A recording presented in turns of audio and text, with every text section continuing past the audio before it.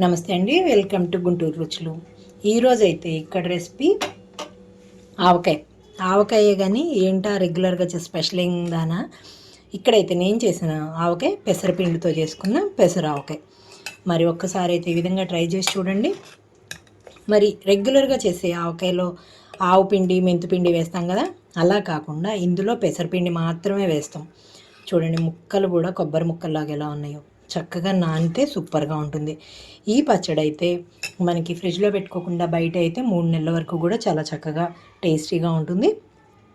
ఫ్రిడ్జ్లో పెట్టుకుంటే సంవత్సరం అంతా కూడా నిల్వ ఉంటుంది. వైట్ రైస్ కాంబినేషన్తో సూపర్గా ఉంటుందండి. ఇంకా ముద్దపప్పుతో అయితే ఇంకా చెప్పనవసరం లేదు.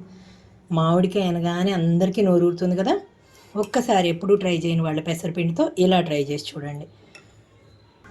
ఈరోజు అయితే ఇక్కడ పెసర ఆవకాయ కోసం అండి పెసరపప్పు అలాగే మామిడికాయ ముక్కలు అయితే కట్ చేసి పెట్టినాను. ఈ గిన్నెతో ఒక గిన్నెకైతే వచ్చినాయి. కొలత అంతా కూడా దీని ప్రకారమే తీసుకుంటున్నానండి. ఇక్కడ ఇదంతా ఒక బౌల్లోకి వేసేసుకుంటున్నాను. ఇందులోకైతే పెసరపప్పు ఒక పావు కప్పు వరకు చూస్తున్నాను. ఇందులోనే ఇదే మెజర్మెంట్స్తో పావు కప్పు వరకు పెసరపప్పుని చక్కగా వేయించుకుంటున్నాను. ముందుగా లో ఫ్లేమ్లో ఉంచి వేయించుకోవాలి. అలాగే కారం ఉప్పు కూడా దీని ప్రకారమే వేస్తున్నాను. కారం అయితే ఇందులోనే వేసేసుకుంటున్నాను ఇప్పుడు డైరెక్ట్గా. దీంట్లోకి అయితే ఇది మెజర్మెంట్స్ మామిడికాయ ముక్కలు తీసుకున్నాను కదా, దాంట్లోనే హాఫ్కి కొంచెం తక్కువగా వేసుకుంటున్నాను కారం. అలాగే ఉప్పు కూడా పావు కప్పు వరకు ఉప్పు. నేనైతే ఇక్కడ కళ్ళుప్పుని తీసుకుంటున్నానండి. ఇది మిక్సీ వేసుకోవాలి. ఇప్పుడు ఈ కళ్ళుప్పును అయితే మిక్సీ జార్లో తీసేసుకుంటున్నాను. అలాగే ఇందులోకి వెల్లుల్లిపాయలు గబ్బలు అలవకుండా కొన్ని వేసుకుంటున్నాను. దీంతో పాటుగా కొంచెం పసుపు కూడా ఇందులోకి వేసేస్తున్నాను.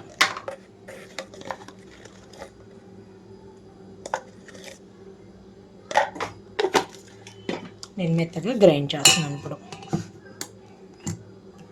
ఇక్కడ మూతేస్తున్నాను. చూడండి, మొత్తం కూడా ఇందులోకి వేసేస్తున్నాను.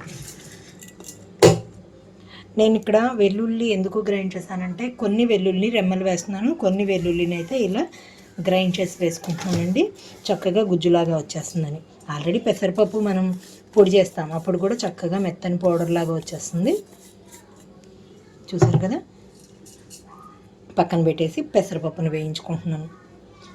ఇందులోనే వెల్లుల్లి గబ్బలు కూడా కొన్ని వేసేస్తున్నాను. ఇక్కడైతే స్టవ్ ఆన్ చేసి పాన్ పెట్టుకున్నాను. పెసరపప్పును వేయించుకుంటున్నాను. ఇక్కడైతే లో ఫ్లేమ్లోనే ఉంచి మొత్తం ఎర్రగా వచ్చే వరకు వేయించుకోవాలి. ఇక్కడ మధ్య మధ్యలో కలుపుకుంటూ వేయించుకోవాలండి. ఇక్కడ చూడండి, 2-3 నిమిషాల తర్వాత పప్పు అన్నీ కూడా చక్కగా ఎర్రగా వేగిపోయినాక స్టవ్ అయితే ఆఫ్ చేసి ఇవన్నీ కొంచెం ఆరనిస్తున్నాను. కంప్లీట్గా ఆరిన తర్వాతే మిక్సీలో మెత్తగా పొడి చేసుకోవాలి. కొద్దిగా ఆరబెట్టుకుంటున్నాను వీటన్నిటిని. ఇప్పుడైతే మిక్సీ జార్లోకి నేను వేయించి పెట్టుకున్న పెసరపప్పు మొత్తం తీసుకున్నాను. కొంతమంది పొట్టు పెసలు కూడా వేసుకుంటారండి. పొట్టు పెసలనైనా సరే ఇలాగే వేయించి వేసుకోవాలి. ఇప్పుడైతే ఈ పెసరపిండి అంతా కూడా ఇందులోకి వేసేసుకుంటున్నాను. అలాగే ఆయిల్ కూడా ముందుగా ముక్కలన్నీ ఒకసారి కలిపేసుకుంటున్నాను.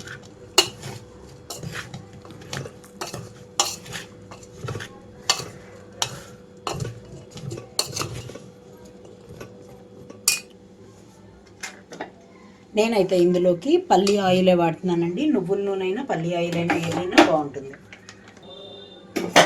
ఇక్కడైతే ముక్కలు ఏ కొలతతో అయితే గిన్నెతో తీసుకున్నానో అదే గిన్నెతో ఆయిల్ కూడా తీసుకొని మొత్తం కూడా ఒకసారి కలుపుతున్నాను.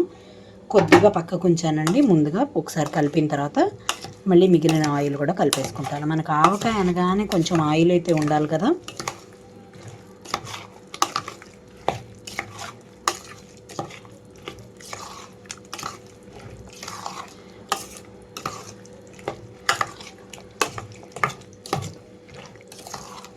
చూడండి, మొత్తం కలిసిపోయింది.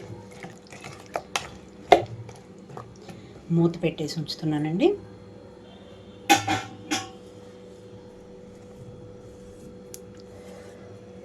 మీరు ప్లాస్టిక్ డబ్బాలో అయినా స్టీల్ గిన్నెలో అయినా ఇలాగే ఉంచేసుకోవచ్చు. 3 days తర్వాత తీసి కలుపుకుంటున్నాను. మళ్ళీ 3వ రోజు అయితే మూత తీస్తున్నాను చూడండి.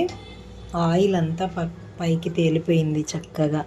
కానీ ఒక్కసారి అయితే మనం పచ్చడి అంతా కలుపుకుంటే కింద ఉన్న ఉప్పు కారం మొత్తం కూడా పెసరపిండి అంతా కలిసిపోతుంది.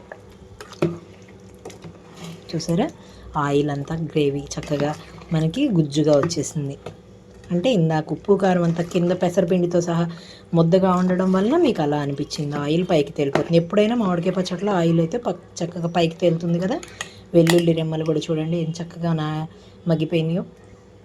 ఇంకా నేను ఒక బౌల్లోకి తీసుకుంటున్నాను. నేనైతే ఇలాంటి ఒక ప్లాస్టిక్ డబ్బాలోకి పెట్టుకుంటున్నాను. లేదంటే మీకు చక్కగా మూత గట్టిగా ఉన్న గాజు సీసాలో పెట్టుకున్నా కూడా నిల్వ ఉంటుంది.